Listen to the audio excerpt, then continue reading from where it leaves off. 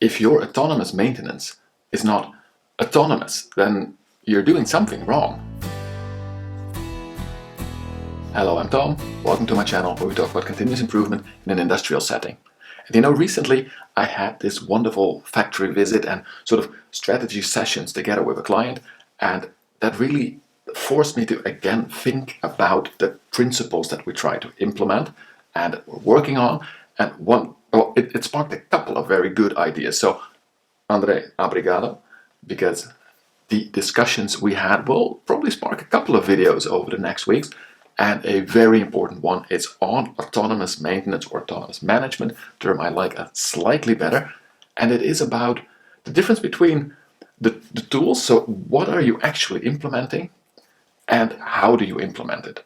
See, the thing is, if we go through AM, right, the steps of AM as we know them, and you may know slightly different terms, but the steps will stay the same. There are a couple of ways to implement them. But let's go over them quickly. So you always start with that initial total clean out, the big clean out, the total clean out, whatever, get things to basics. Then you eliminate sources of dirt, hard to reach areas, hard to clean places, stuff like that. Then you go for cleaning, inspection, lubrication, tightening by operators, or first level maintenance by operators. And you go into step 4 where you do a more general type of inspection, so it becomes more technical as well. Then you go for autonomous inspection, which in practice means the operator running the line does all of the inspections, including quality and safety inspections, but also designs them. Then we go for full standardization, and of course we have been standardizing a lot, but we take it really to the next level. Everything in how your own workplace is organized, how your own machine works and is worked, it all gets fully standardized, and how you train and how you keep the whole team there. And then you go to autonomous continuous improvement.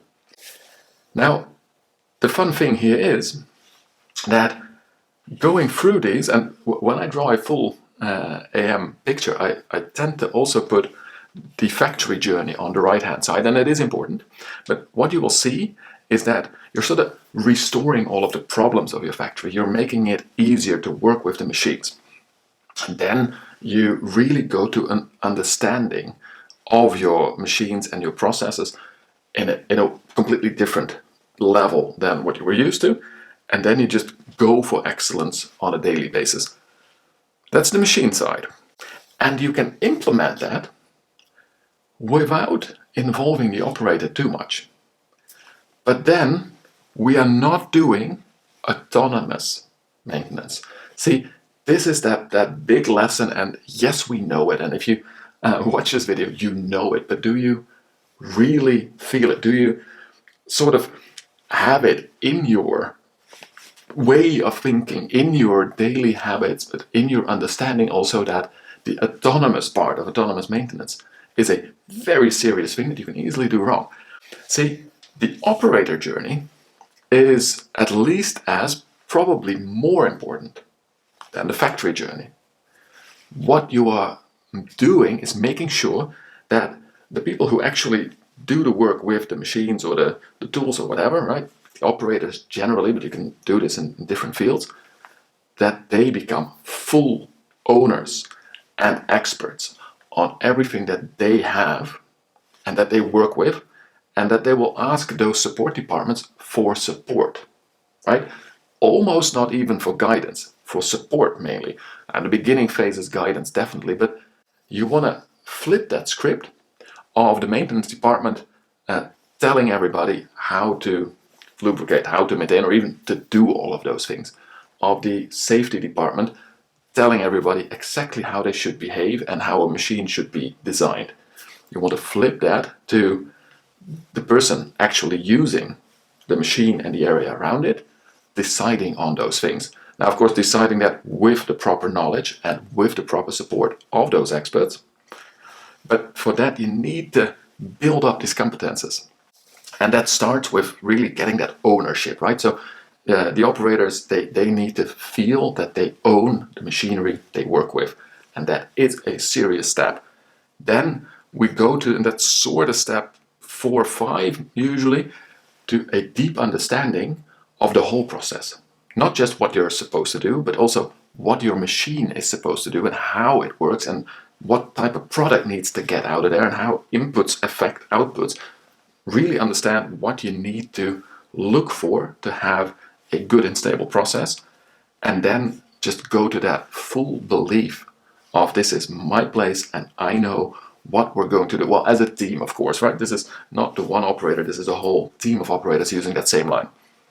And the thing is, a total clean out, we often say, manager, go there as well, help with the cleaning. Eliminating sources of dirt, well, that is something your process technologist can probably have a good look at. Then designing your cleaning and inspection checklists, making the lubrication points, well, that is a good work for your maintenance department. They will train the operators exactly on what they need to do, write an SOP, get it done. All of these steps can be implemented by those support departments. But then it's not autonomous. See where I'm going? So what you see quite often, and not blaming anyone here, I've seen it in many factories, is that your AM line team, right? So, you pick your areas and your machines and you put an autonomous maintenance, autonomous management team on there.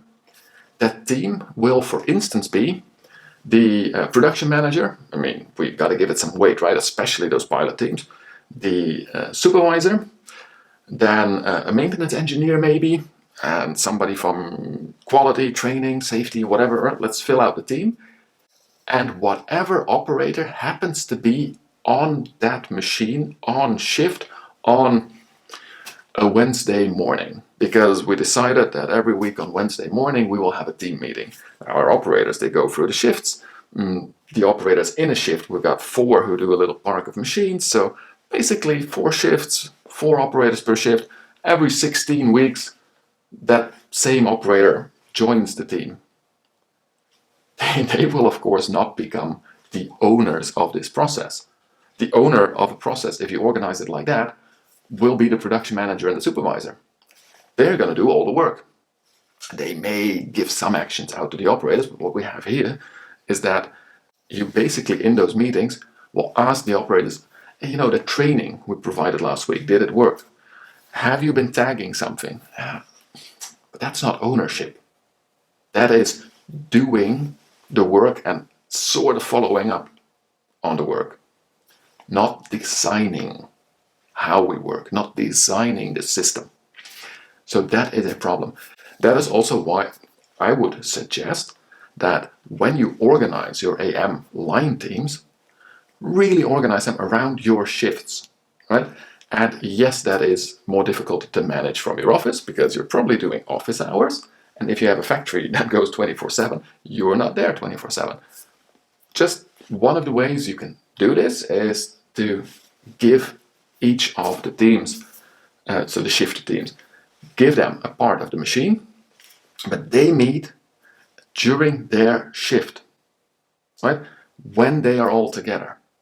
And maybe it is just before, just after the shift, because you cannot put an hour-long break in there, or you pay some overtime, however you organize that, but it is around their shift pattern. Now then, what you also do, and this again, it depends a little bit on your shifts, right? But let's say you sort of have 4 shifts. That means that you probably have beginning of the week day, beginning of the week night, second half of the week day, second half of the week night, something like that, for instance. If you have 3 shifts, it's usually good enough to span a 5-day work week. You have a morning, an afternoon, a night shift. Those night shifts you're not going to see. The team will meet. But what you do is you pick, for instance, 2 days a week for a 4 or 5 shift pattern. Maybe 1 day a week is enough for the 3 shift pattern. And you're going to have the team meetings on those fixed days. But when that team meeting is in the daytime, so office hours, then they get support. That's the time that maybe they get audited, but they also get support from the maintenance engineers who are not in the shift, from a quality department, safety department, whatever, right? And you organize that support when it happens to coincide with what the shift team does, but keep the actual line team around the shift. Now, if you want also a nice and inclusive startup of AM, it'll probably become its own entire video, but divide your pilot line up into the same number of areas that you have shifts.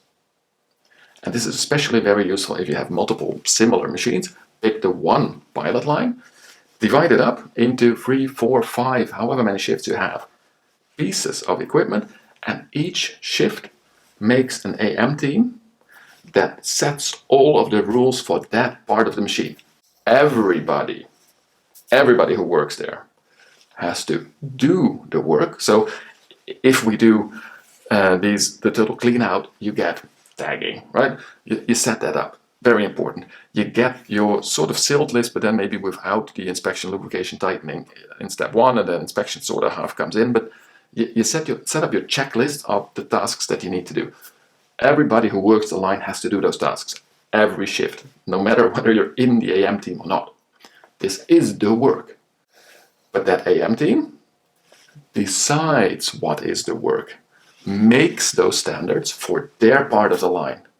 So maybe, depending on your machinery, you need to do a big total clean out event because you just cannot do parts of the machine, maybe. But if you can even do sort of parts of the machine, split out the total clean outs per area, and in their own shifts, they completely clean it out, make everything work. They train themselves and their colleagues from the other shifts on the tagging, on the cleaning. But then when you go further, looking for those hard to reach places, looking for those sources of contamination, that one shift who owns part of the machine really does it, and they teach the rest. Now, what do you think will happen if you have 4 or 5 pretty similar machines? This shift that is completely into your pilot machine, they will, of course, probably completely autonomously extend their learnings to the other machines. Right? You don't even need to make extra AM teams for that. The team will just take up the other machines as well. As soon as they really finish a step, you organize that, or help, or maybe not even support it at least, that they can sort of copy the step onto the other similar machines. That way you train your operators on a certain part of the machine. Now, will everybody be an expert on all parts of the machine immediately? No, right? So shift A, who had the loader part of the machine, will become more of an expert on the loader part, but the knowledge will spread through your organization. They will make good trainings. They will always be a step ahead of the rest, but that's not a problem because they will own that part of the line. The people who actually work with it, they will autonomously maintain the standards of that line. And the standards is also the machine standards. They will make sure that we keep the machine in good condition. But at some point, they will also make sure that we really know what materials need to go in, that the methods that we have are just good, and we have good working standards, we have good setting standards, and that we have good people to start with. They will get all of your 4Ms in place because they take ownership and they really start to understand the process. That will only happen if you let the operators themselves run the team. They are your AM line teams, not the manager, not the maintenance engineer, not the quality specialist. It is very good to free up some time, and you need to do that, for doing AM, but do not pull one of your team leaders to a office hour shift pattern so that they can communicate more easily with maintenance and then do AM while they're not actually in the shifts. No, that works very well on improvement teams, problem-solving efforts, Kaizen events, super. Anytime you improve the process with very technical stuff, yes, pull people into that office hour setting. But autonomous maintenance, it has to stay in the shifts because you need to train the operator. It is the slower path of getting the tools implemented, but the tools are not the main goal here. So I hope that that also triggered you to rethink how you have been implementing autonomous maintenance. If you have any questions on it, do not hesitate to ask. I'm also very happy to come and assist you with implementation of this or do a training on it. If you have any questions or remarks right now, put them in the comments below. Also happy to answer them there. I hope you enjoyed the video. Don't forget to hit that like button. And I wish you the best of luck implementing real autonomous maintenance.